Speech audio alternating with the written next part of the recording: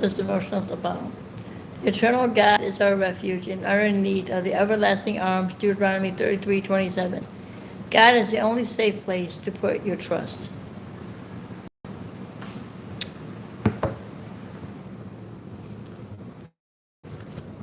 Do you sometimes have your doubts about that? I'm sure we all do. That's all right, but just review what you know about him.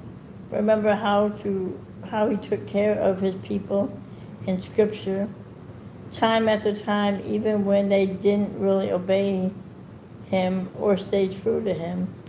Now review what he has done for you and your loved ones. Do you see a thread of his faithfulness running through your life? Can you recall times when you didn't know where he was, but as you look back, his care is obvious? But his God is trustworthy. He can run to him and hide in his love. You can trust him to hold you up with those amazingly strong arms, regardless of what comes into your life. You can trust him because he loves you. So that's a true devotional, and Christians all hear that, I guess, a lot. But how do you make the Christian life exciting? How do you make things not boring? That's what I was telling my teenage son. The Bible can be exciting. It's very exciting. The stories in it, and even Daniel lion's den. You know, people, oh yeah, he was in the lion's den, but if that was a regular person, they would have died. No, God would be with a regular person too. God would be with anybody. So the stories in Noah's Ark are just not just stories, but they're real and they're amazing.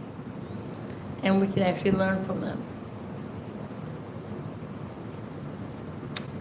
And when you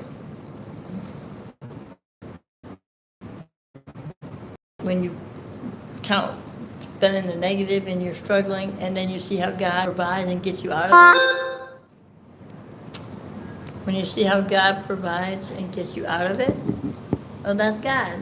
So not everything is perfect. Not everything is money right. Everyone struggles. So when you look and say, okay, look how God got me out of that situation. Look where I am now. But you know, and you don't, and I always tell myself this because I struggle with this so bad. Give myself grace. I've got an 18-year-old and a 27, both adults now. I've done so much. I've lived through so much through them. I've had ups and downs with them both. And just give yourself grace. That's the hardest thing for me. I don't know why, because I've been a Christian since I was 11 years old. And give myself grace. Don't be so hard on myself. My son is also hard on himself. Give yourself grace. Now it's summertime. If anyone wants to comment what an 18-year-old can do in the summer, he is going to go to Bible study Saturday night. But they do get so bored in the house. In July, he is going to his trip in July to Tennessee. He comes back. It'll be time to go back to school pretty much. So, you know, he's going to have a good summer with that. And we just got to be thankful and grateful for what we do have. My car is finally getting fixed. I put the 2 hoses in it. That's done. I thought my car was good, but nope. Now it's a coolant container, and no O'Reilly's, no AutoZone, nobody has it in stock.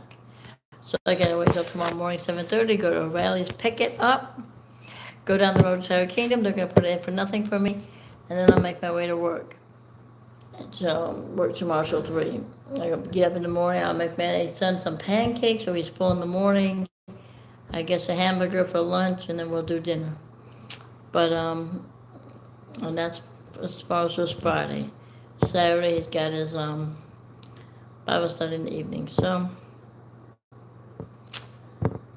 that's that. And I hope we learned something from the little devotional. God's our safe place to put your trust. Now it's easy to put your trust in God and say, yeah, I trust God. But when things are rough, or you don't see where things are going to come from, or money's going to pay the bills, you don't see that stuff, do you still trust? Do you still trust when it's hard, or just when it's easy and you have it all figured out. It's easier to trust when you have it all figured out. My son likes to have everything figured out. Well, that's not putting it in God's hands. And we also need to learn to surrender to Christ and surrender to Him. Surrender our anger, not to say, oh, I'll do it. Well, when you have 20 broken computers, you'll do it. You better stop saying you'll do it. God's going, are you done yet? You done saying you'll do it? You going to give it to me yet? And, He's waiting for us to give our life to God and surrender to Him, going, you know what, God, I can't do this without you. I thought I could handle my anger. I thought I could do it all. But I guess I really do need you. I can't run to stores. All that stuff's not going to fulfill me. It's not going to bring happiness. But we can go and get out of the house and look. There's nothing wrong with that.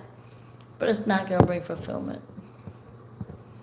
But we have to be fulfilled in the Lord.